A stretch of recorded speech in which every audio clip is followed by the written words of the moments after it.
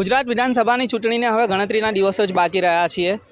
હમ દેખેની team આવી પહોંચી છે બનાસકાંઠાના ડીસા વિધાનસભાના મત વિસ્તારમાં. અહીંયા આપણે અમુક સ્થાનિકો સાથે વાત કરવાનો પ્રયાસ કરીશું અને જાણીશું કે કેવો માહોલ છે ચૂંટણીને લઈને.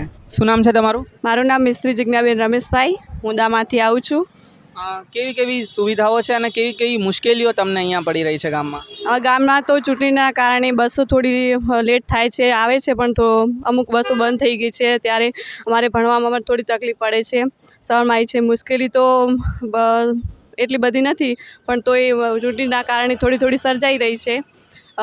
કોઈ આવા જો એજ્યુકેશનમાં ભણતા હોય ત્યારે થોડી આવા ચૂંટણીના કારણે ઘોઘાટો થઈ રહ્યા છે. એના કારણે કેમ કે સભાઓ ભરાય છે, તેના કારણે ટ્રાફિકો થાય છે.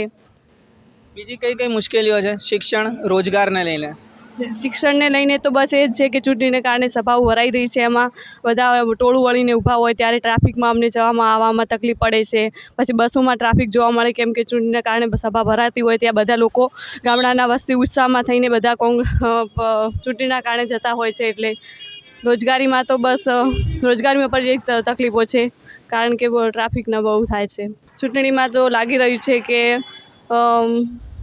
આવશે સરકાર સારી એવી અને સુવિધાઓ પણ મળશે અમને એવી. શું લાગી રહ્યું છે કોની સરકાર બનશે આ વખતે? આ સાલ તો ભાજપની જ સરકાર બને એવું લાગે છે.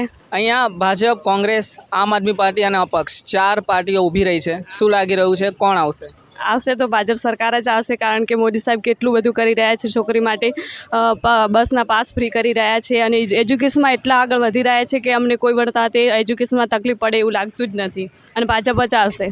શું નામ છે ભાઈ તમારું અને ક્યાંથી છો તમે? રાજુભાઈ દોમા, કોટિયા પરમાર. કેવી કેવી મુશ્કેલો છે અહીંયા અને ચૂંટણીમાં કેવો માહોલ છે? માહોલ તો જોરદાર હેડેરો છે, પણ માહોલમાં કોઈ મોંઘવારી ખૂબ છે. હવે શું કરવાનું? કોઈ તેલ, ગોળ, ચા, મોરસ બધું ખોણ ઢોરાનું મોંઘવારીમાં શું કરવાનું? હવે ભાજપ સરકાર તો કશું કરતી નહીં. હવે કોંગ્રેસને લાવો તો કોંગ્રેસ આગળ વધે એવું કહેવાનું માન્ય છે મારામાં. તો ભાજપ, કોંગ્રેસ સિવાય આ વખતે તમારી પાસે આમ આદમી અને અપક્ષ જેવો પણ વિકલ્પ છે. તો આ 4માંથી કોણ આ વખતે બાજી મારશે? બાજી તો મારશે કોંગ્રેસ જ. કોંગ્રેસ કરતા છે ને આગળથી ચાલી રહી છે અને ચાલવાની છે અને ચાલશે. જેવથી રાજીવ ગાંધી, ઇન્દિરા ગાંધી હતા ત્યારની કોંગ્રેસ છે અને કોઈ વિરુદ્ધ ઉઠે કહેવાના નહીં. અને કોંગ્રેસ સત્તા છે ને શીરથી મજબૂત અને બધી રીતે કોંગ્રેસ સરકારે દેશ આઝાદ કર્યો. કોઈ ભાજપ સરકારે દેશ આઝાદ કર્યો નથી. મારું માન્ય મતલબ કહેવાનું એ છે. શું નામ છે ભાઈ તમારું? પરમાર ભરતભાઈ શિવાભાઈ, ગામદામાં. દામાંથી છો તમે? શું લાગી રહ્યું છે કોણ આવશે આ વખતે? આ વખતે પબ્લિક પરિવર્તન ચાલે છે. કોઈ એવી સત્તા પબ્લિકને હવે કંટાળી ગઈ મોંઘવારીથી, બરાબર? એટલે પબ્લિક પરિવર્તન ચાલે છે. પરિવર્તનની વાત આમ આદમી કરી રહી છે, કોંગ્રેસ કરી રહી છે. તો શું ભાજપ સરકાર આ વખતે નહીં આવે કે કોણ આવી શકે? 99% ભાજપ નહીં આવે. પરિવર્તન છે પબ્લિક આમ આદમી પાર્ટી, કોંગ્રેસની. બીજા એક ભાઈ આપણી સાથે છે. શું નામ છે ભાઈ તમારું? બાબુભાઈ. ક્યાંથી છો તમે? દામાના. ચૂંટણીને લઈને કેવું લાગી રહ્યું છે? કોની સરકાર બનશે? કોંગ્રેસની સરકાર બનશે. ભાજપ તો ખાલી વિકાસની વાતો કરે છે. આજે ગેસના બાટલાની પરિસ્થિતિ જુઓ, 1100-1200 રૂપિયા બાટલાના છે. પછી ડીએપી ખાતરના 1700-1800 રૂપિયાથી પણ ખાતર પણ નથી મળતું સિઝનની ટાઈમે. ડીઝલની વાત કરો તો ડીઝલ કે સસ્તું ડીઝલના આજે ભાવ જુઓ. 5 વર્ષ પહેલાં તો ભાજપવાળા કહેતા ડીઝલ સસ્તું થશે. આજે પેટ્રોલ ડીઝલ જુઓ, દરેક વસ્તુમાં મોંઘવારી છે, બરાબર? ભાજપવાળા ખાલી વિકાસ. શેનો વિકાસ? આજ પરિસ્થિતિ જુઓ, ગામડામાં જુઓ, પબ્લિકને જુઓ, ખેડૂતોને પૂછો શું હાલત છે એમની, મજૂરોને પૂછો એ બાટલા કઈ રીતે ભરાવે એ તો જુઓ. કેમ કોંગ્રેસ સરકાર આવશે એવું લાગી રહ્યું છે? કોંગ્રેસની સરકારમાં તમે જુઓ જ છો કામ. ગેસના બાટલા 400 રૂપિયા મળતા હતા, ખાતરની થેલી 900 રૂપિયા મળતું હતી. લાઇટ બિલ જુઓ, દરેક વસ્તુમાં જુઓ.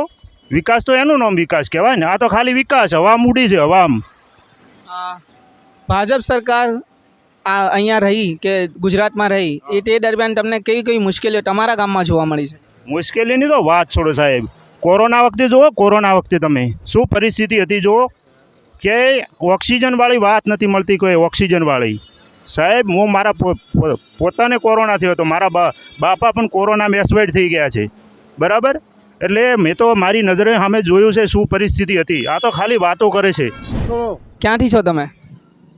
દોમાં શું નામ છે તમારું? સબજીભાઈ સૌજીભાઈ, કોની સરકાર છે અત્યારે? ભાજપની સરકાર છે એવું કહેવામાં આવી રહ્યું છે. ભાજપની સરકાર છે, પણ ભાજપને તો અમે હવે મોનમાં માગતા જ નથી. તો શું લાગી રહ્યું છે? ભિખારી કરી નો યા જય જય મોંઘવારી, જય જય ભૂજ્યા ભૂજારા. શું લાગી રહ્યું છે? કોની સરકાર આવશે આ વખતે? સારી સરકાર આવે ને સારું કામ ચાલવે એ સરકાર જોવે અમારે તો. અને આ ભાજપને કાઢો. કેમ ભાજપને કાઢો?